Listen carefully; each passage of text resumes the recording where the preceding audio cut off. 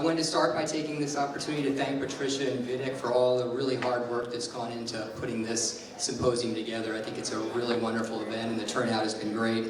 And I'd also like to acknowledge the conference's philanthropic theme, which I think in the current funding environment is going to be an important player and role in advancing 𝐻𝐫𝐾H, especially through the early stages. So our session today is really about one overarching question, and that question is, when investing in biotechnology, how do we distinguish promising science from investable science? And in life science generally, in oncology and longevity, the gap between early scientific discovery and an actual commercial product is significant. It's a long time period. And a breakthrough in science requires more than just a compelling mechanism. You need to have reproducible data. You need to have a credible infrastructure to bring it to market. You need to have defensible IP. You need to have regulatory alignment with the FDA. And you have to have a capital pathway that really makes sense for the particular product and the particular company. And often this starts with either philanthropic giving or early stage government funding, long before you actually get to the point where you're inputting venture capital dollars.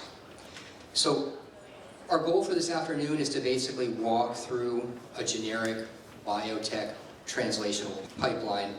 And our goal is to sort of walk you from like the early scientific discovery into a computational validation of that discovery, to the infrastructure that supports that discovery, to the philanthropy that initially helps identify and allow the discovery to grow, and on to the IP due diligence that's required to have investors feel comfortable investing in the technology that it's been properly de-risked.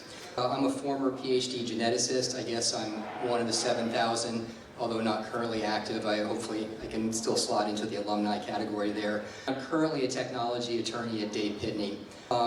I work primarily with family offices and investors in early stage emerging biotech companies, basically at all stages. And I think a big part of what we do is we build IP assets for early stage companies, and we help family offices and investors that are looking to invest in that type of technology understand the technology and de-risk it for their investment.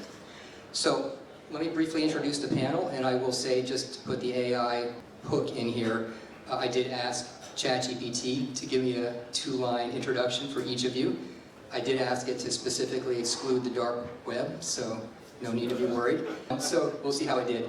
So Murad is co-founder and co-CEO of Ibex Biosciences, who's taken a cancer therapeutic idea from scientific concept to IP-backed development. He brings the founder's view of what turns a raw insight into real investable oncology program. Nicholas Robin is the Senior Director of Computational Biology at the New York Genome Center, where he builds the RNA-seq whole genome sequence and single-cell pipelines that validate or invalidate biomarkers, targets, and risk prediction models. He brings data credibility and reproducibility perspective to our discussion today. Tzvi Gal is the Chief Technology Officer at Memorial Sloan Kettering, where he oversees the AI, high-performance computing, and cloud infrastructure that powers translational oncology. He brings the engineering and scalability perspective that determines whether computational tools can actually support the proposed clinical development.